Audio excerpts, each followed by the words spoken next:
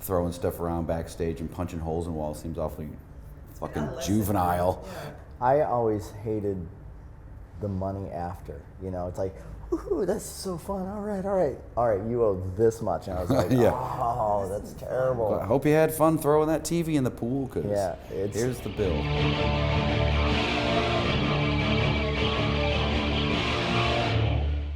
Hey, I'm Christina, welcome to The Void. Today's episode of 3 Degrees of Rock Separation is dedicated to the mighty Rob Zombie and John 5, who have been playing together in Rob Zombie's band since the mid-2000s and also sort of existed in parallel worlds in White Zombie and Marilyn Manson back in the day. So here we talk about the relative tranquility of modern times Rob Zombie compared to the quite wild and broken glass craziness of those bands back then. We talk about John 5's encounter with Gene Simmons as a kid. PED makes a guest appearance. We talk about the power of groove, and Rob Zombie, it kicks. It's a good time. But first we kick off with the mystical and strange way guitar actually transformed a 7-year-old John 5. Well, how old were you when you first picked this one up? 7 years old. Seriously? Yeah? 7. Did you know then? Yes, I just play all the time, and my hand actually grew larger than this hand because it stretched so much. Wow. So when I was little, I would just stretch, and it stretched here. You've actually evolved to play guitar. Yeah.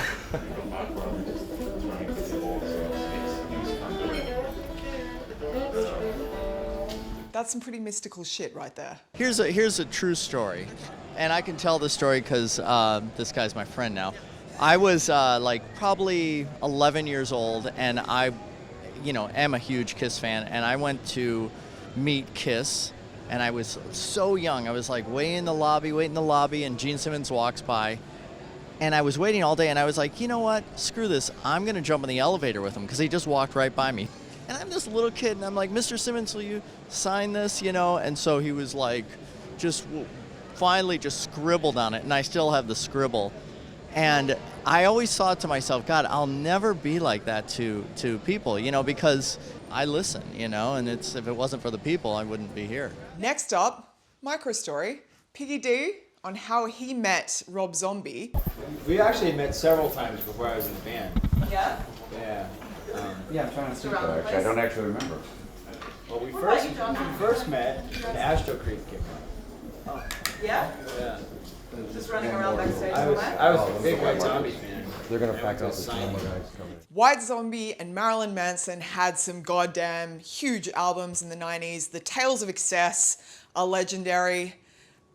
But what sort of a price was paid, and what is it like now to exist in a tranquil space? And this has been your best band experience? By far, I wouldn't change it for anything. We're the only band I know that does everything together. Bands start off that way, like, oh, we're all in a van, we're all, together doing this thing.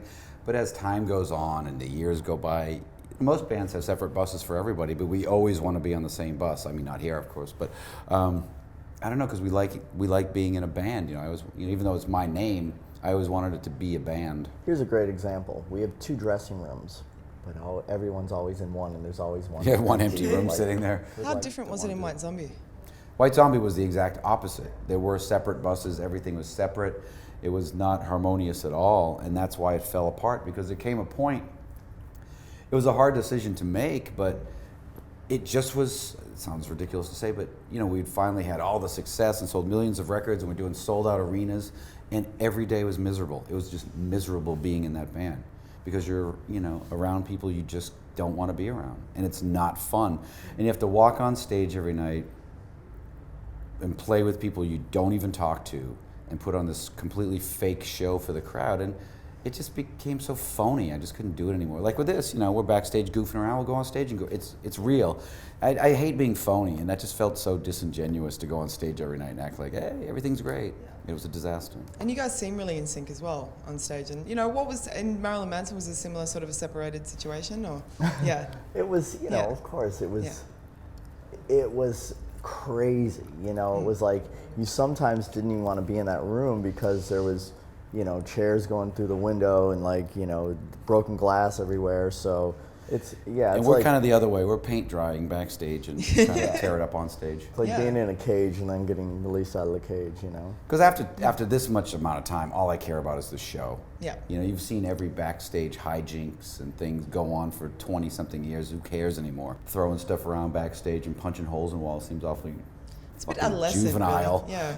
I always hated the money after, you know, it's like, ooh, that's so fun. All right, you owe this much. And I was like, Yeah. oh, This isn't that's fun. terrible. I hope you had fun throwing that TV in the pool, because Yeah, it's- here's the bill. And that's the thing that a lot of people don't know. Like, people watching this or listening to this, you always have to pay for that. There is always a bill. There's not one time did someone go, that's okay. No, I mean, I remember Recoupable, yes. going out on tour with after White Zombie with the first solo band, Yeah. and one of the band members trashed their hotel room. I was like, I hope you had a good time, because you're paying for it. How did you You pay? don't fucking think I'm paying for it, do you? That never happened again. And that is not cheap. We're talking tens of thousands of dollars. Now, I've got to say, like, hanging out with these guys, even for a few moments in interviews, there's a calmness about them. Like, they're doing what they're meant to do with their lives, I guess is the best way to put it. You know, Rob's making films and art, and John's, you know, this prolific musician. They're doing what they're meant to do. That does not mean that Rob does not have strong opinions, like how he feels about superhero movies. American films seem like the stuff that I would have loved if I was now 12. You know, this is all the stuff I love. They should have made superhero movies then. I don't care anymore. It's boring. Well, I'm an adult. So, one of the things I like about the bands that these guys have been involved with is you can dance to that music. It's got a groove. So here, I talk with Rob about how metal has eaten itself, as he says it. Your music's fun. Like it is. It's, you know, it's got that groove to it that, you know, is... Well, yeah, I mean, we wanted to have a groove. I mean, it has to be fun. Yeah. I just feel like what has sort of made metal sort of eat itself is this sort of nonstop fake angst that everybody has. Because you know these guys off stage and they don't act like that, and everybody's angry and on stage.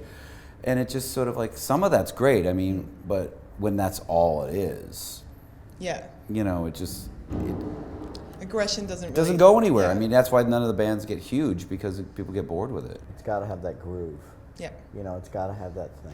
I mean, all great rock bands had that. It doesn't matter if it's Led Zeppelin or Black Sabbath or whoever. They all had a really strong groove. Even, you know, even Pantera back in the day was Yeah, super definitely. groovy. Yeah. And somehow that's gotten lost. The bands sometimes, I feel like they're afraid that the audience will have fun, or they're afraid. What I've noticed is that they're afraid what the other bands will think. Well, we're all supposed to dress like that because that's metal, and we're supposed to act like this because that's metal, and it gets really strangely conformist in what should be the most non-conformist field you could ever be in. You know, you notice that, right? Absolutely. All the time. Thanks for watching. There will be many more episodes of 3 Degrees of Rock Separation. I have 10 years of archive interviews to kind of mine through and pull out some special stories. If you'd like to support the show and get some bonus content that I share just with patrons, you can also join the Patreon. Thank you, and be excellent to each other.